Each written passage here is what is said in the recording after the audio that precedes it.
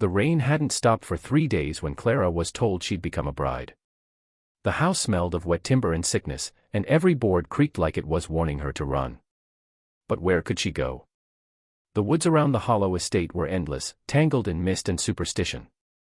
They said if you wandered too far, you'd hear your own name whispered back, not by an echo, but by something that wanted you to stay. Elias came to her door that evening, her uncle by blood, her husband by decree. His eyes were the color of spoiled milk, pale and cloudy, and when he smiled, it looked more like a wound splitting open. "It's what your mother would have wanted," he said, his voice low and wet. But Clara remembered her mother's screams on the night she died, the way they'd stopped all at once, like someone had pressed a hand over her mouth and whispered a prayer too late. The wedding took place in the parlor, lit by candles that melted into the shape of fingers. No music, no guests, just the family's black Bible, Elias's trembling hand, and the sound of wind clawing at the shutters. When it was over, he kissed her forehead and told her the family was safe again, as if the whole ceremony had been a spell meant to keep the house from falling apart. That night, Clara couldn't sleep. She heard footsteps above her room, slow and deliberate, though everyone was supposed to be asleep. The mirror across the room seemed to hum, faintly at first, then louder, like it was breathing with her. And just before dawn, someone whispered her name, not through the door, not from the window, but from inside the mirror itself. The next morning, Clara found a small silver vial beside her bed. It was cold to the touch, colder than the air, and on the cap, a single word was etched: mercy. The poison bride had begun her revenge. The day Clara was told she would marry her uncle, the sky above the Appalachian hills was the color of ash, and the air carried the sour scent of rain-soaked earth. She was 17, barefoot in the muddy yard, hanging linens that whipped against her face like warnings. Her grandmother called her inside with that frail, breaking voice that meant something terrible was coming. Inside the dim parlor, the family sat like mourners instead of witnesses. Her uncle Elias stood near the hearth, a tall figure with gray hair slicked back, his pale eyes fixed on her as though she were a creature he had already captured. The priest's Bible lay open on the table, next to a single gold ring that had belonged to her mother. Clara didn't understand at first. The words came slowly, thick as syrup, from her grandmother's trembling lips: "You'll be joining with Elias. It is the family's wish." Her hands had started to shake, not from fear, but from disbelief. Elias had helped raise her after her parents died, teaching her to read, feeding her when food was scarce, and whispering prayers over her when fever nearly took her life. He had always been a shadow that moved silently through their home, stern but necessary. Now that shadow wanted her as a bride. The villagers had long gossiped about the Hollow family and their obsession with purity. They said that mixing blood was sin, that to let an outsider marry in would curse their land.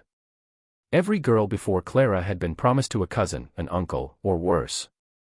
But Clara had believed her mother's death had ended that old cruelty. She was wrong.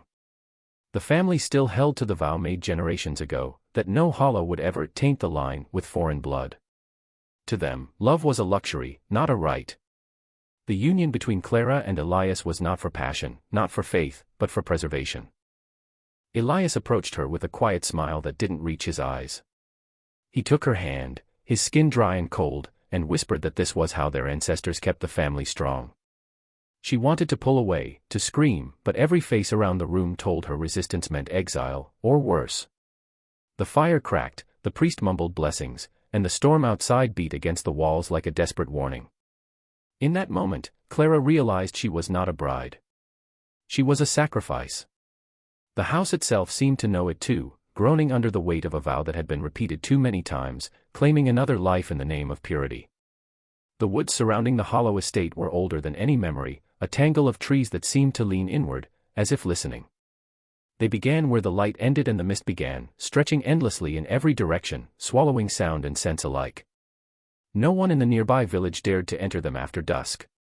The locals said the forest was cursed, that it remembered every sin committed beneath its branches, and that the Hollow family's greatest secret had taken root there long before Clara was born. Even the birds avoided the canopy, and the air inside the woods always smelled faintly of something rotten and sweet, like flowers left on a grave too long. Clara had grown up hearing the stories. The woods whispered, they said. If you stood still long enough, you could hear your name carried between the trees, soft and slow, like breath against your ear. As a child, she thought it was only superstition meant to scare her away from wandering. But after her forced engagement to Elias, she began to notice the forest differently. Its edge pressed too close to the back of the house, and when the wind moved through it, it didn't sound like rustling leaves, it sounded like murmuring voices, low and mournful. At night, the tree line seemed to shift, creeping nearer, and the shadows that fell across her window looked almost human. Villagers claimed the first hollow bride had vanished into those same woods centuries ago on her wedding night. They said Elias's ancestors built the house too close to the cursed grove, that the ground there never stopped feeding on what the family buried. Some believed the forest demanded payment, one life for every generation that tried to keep its blood unbroken. Others whispered that the trees themselves were shaped by the hollow family's guilt, bending toward the house because that was where the sin still lived. Clara didn't believe in curses, but she could not deny the way the air seemed to thicken near the woods, heavy and watchful, as though it was waiting for her. On the night after her wedding, when the storm finally quieted, Clara stood by her window and looked out toward the dark tangle of trunks and fog. The silence was absolute, the kind that made her ears ring. Then, faintly, she heard it, a woman's voice, whispering her name from somewhere deep in the forest. It wasn't the wind. It was too soft, too knowing.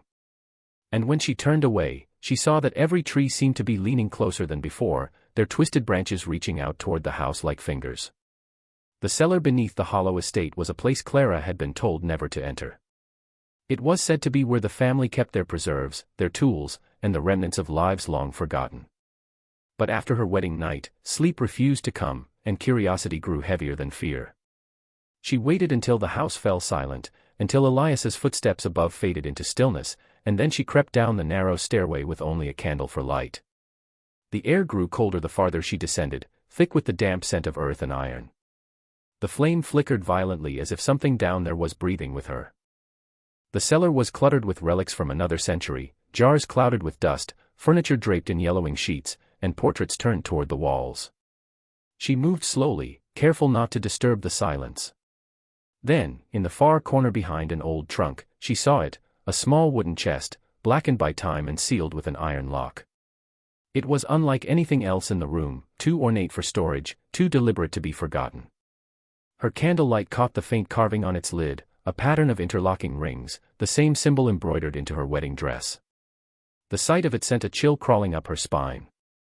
Clara tried the lid, but it didn't move. She searched the shelves and found a rusted key tied with twine to an old bottle. It fit perfectly. When the lock snapped open, the sound echoed through the cellar like a cry.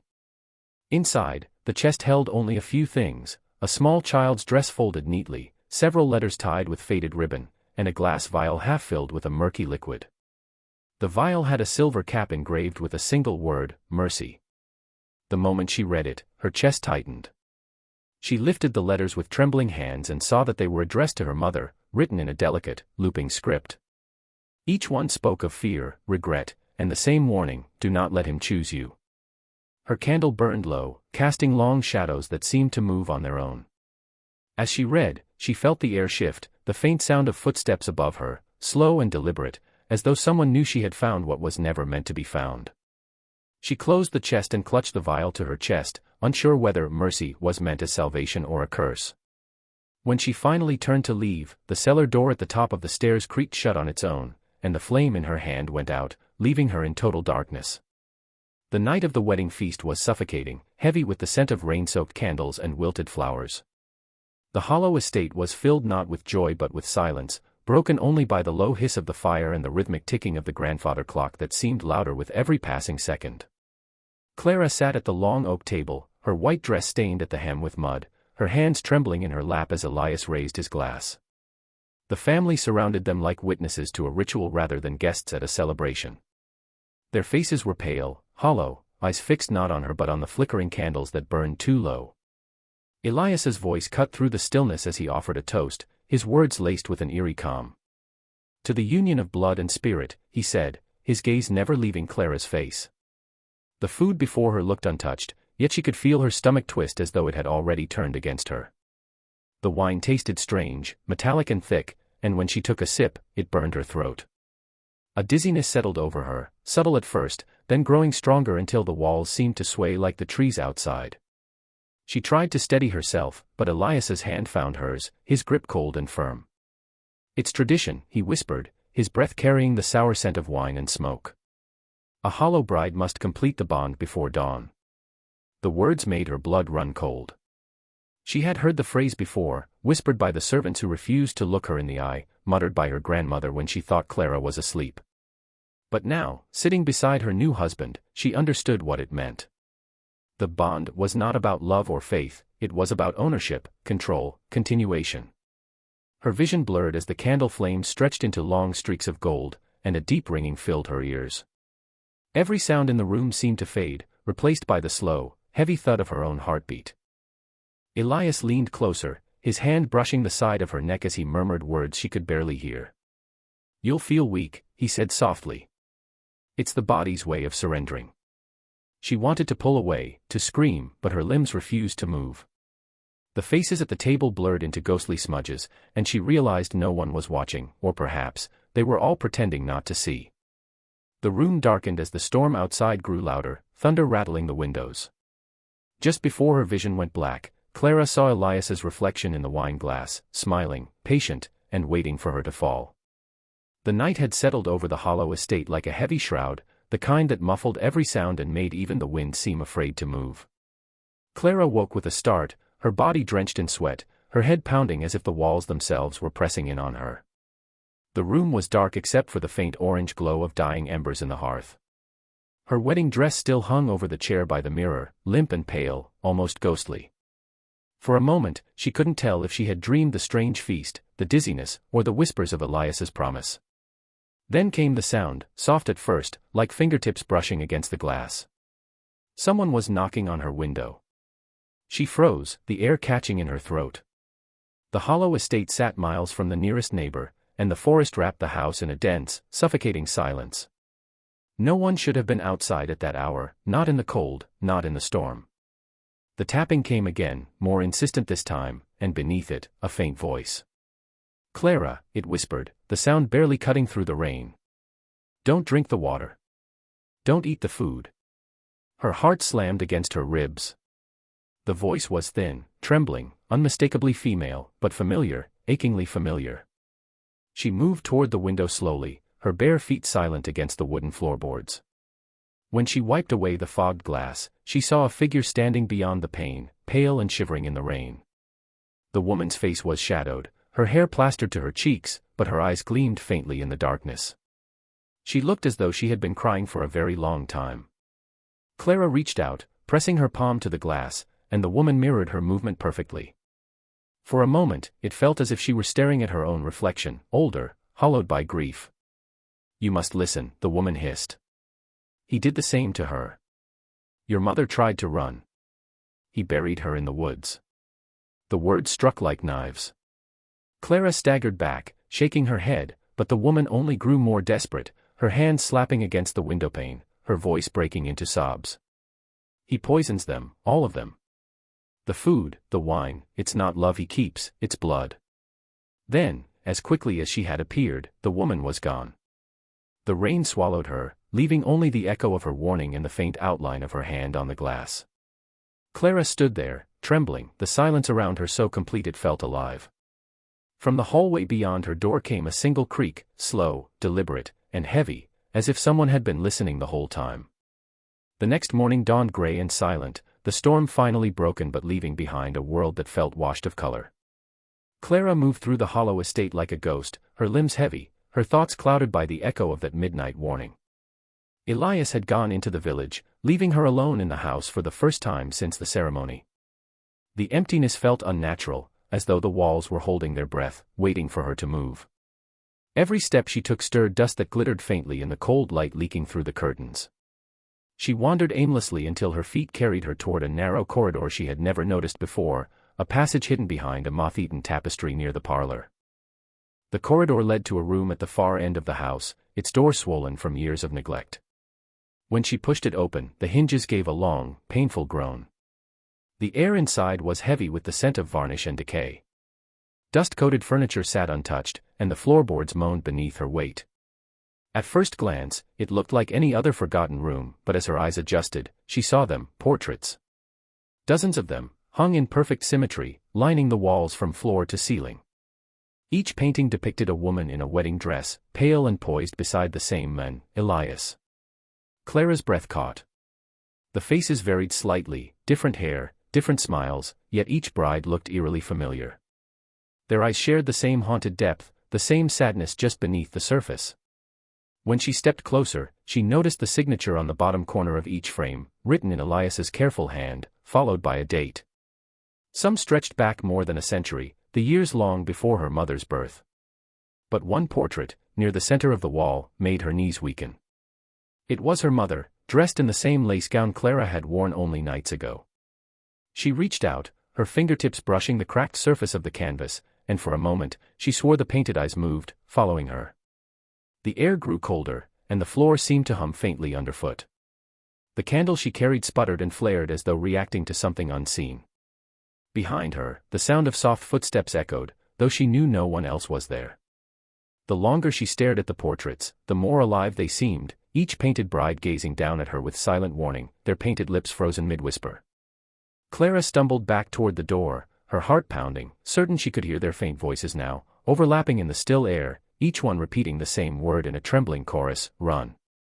Clara could not shake the image of the portraits from her mind, their eyes following her wherever she went, their silent plea buried beneath layers of oil and dust. That night, she returned to her room but could not bring herself to sleep. The vial she had found in the cellar, the one marked "Mercy," now sat on her bedside table, glinting faintly in the moonlight. She turned it over in her hands again and again, trying to understand what it meant, why her mother had kept it hidden, and why the letters had spoken of warnings and escape. A memory surfaced then, faint but piercing, her mother's last night, the sound of breaking glass, and the metallic scent that lingered in the air afterward. Clara had been a child, half asleep, and had believed it was only her imagination.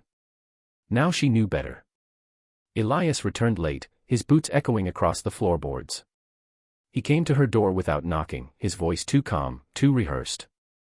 "You look unwell, my dear," he said, stepping into the room with that same thin smile.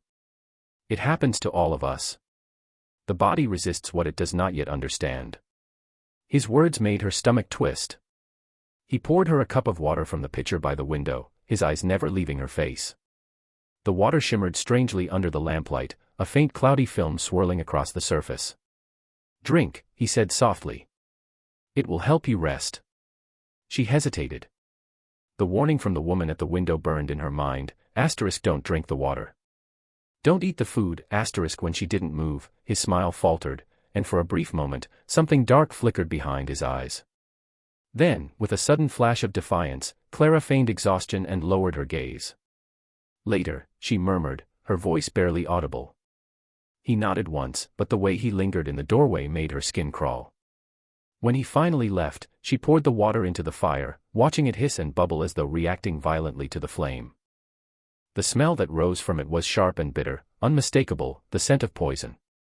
Her breath caught as realization struck. Her mother had died the same way, poisoned on her wedding night by the same man now calling himself her husband. The letters, the vial, the portraits, they were all fragments of the same story, repeated over generations. Elias had not just inherited the hollow curse. He had become it.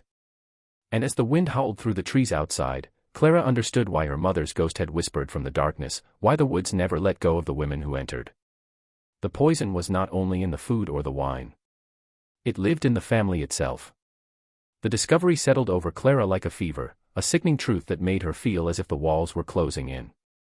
Every room in the hollow estate held some trace of the women who had come before her, the faint scent of lavender in a forgotten shawl, the hollow impressions on pillows long unused, the dust-coated combs left on vanities that hadn't been touched in decades.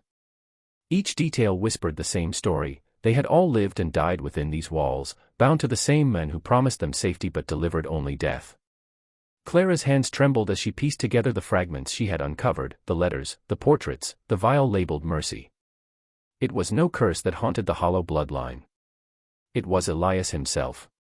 Late that night, she returned to the library, where the air smelled of smoke and decay. Stacks of ledgers and journals filled the shelves, each meticulously labeled in Elias's neat handwriting. She lit a candle and began reading. The entries were written over centuries, all signed with the same name, Elias Hollow. Some were more than 100 years old. Yet the handwriting never changed. The realization made her breath catch. The entry spoke of the preservation of blood, of purity through renewal, and of the flesh as the vessel of continuity. There were mentions of rituals, of wives who had served their purpose, and of the strange alchemy of life sustained through death. One entry, written in faded ink, read, *, the bond is eternal. The blood of kin restores what time would steal. I have become what they could not, unending, *. Clara's pulse pounded as she turned the pages. Each bride had been his niece, his blood. He had taken them one by one, using their deaths to prolong his own life, feeding his obsession with immortality under the pretense of family tradition. The villagers' whispers were true. Elias Hollow had been marrying his nieces for generations, consuming their lives to sustain his own. He had never aged, never changed. He had become the embodiment of the Hollow curse. Outside, the wind began to rise, rattling the windows as though the forest itself was listening. Clara's candle sputtered, casting wild shadows across the room. She could feel the eyes of the portraits watching her, the weight of every woman who had suffered before her pressing in from the walls. Elias's voice drifted faintly from down the hall, calm and unhurried, humming the same tune he had sung at their wedding. In that moment, Clara understood that she was not his first bride, she was meant to be his last, the final link in a bloodline built on poison and deception, a living sacrifice to his hunger for eternity. The decision came to Clara not in a moment of rage, but in a cold, steady calm. The fear that had followed her since the wedding was gone, replaced by something sharper, a quiet resolve that felt older than she was. She had uncovered everything now, the truth buried in journals and portraits and bones. Elias had stolen the lives of every woman who shared her blood, feeding on them like a parasite in the name of immortality. The family had worshipped him, protected him, even called his madness a sacred duty. But Clara knew the only way to end it was to become what none of them had dared to be, his executioner. She waited until the following night, when the moon was high and the forest outside was alive with whispers. Elias sat in the dining hall, surrounded by silver and candlelight, the same scene that had begun her suffering.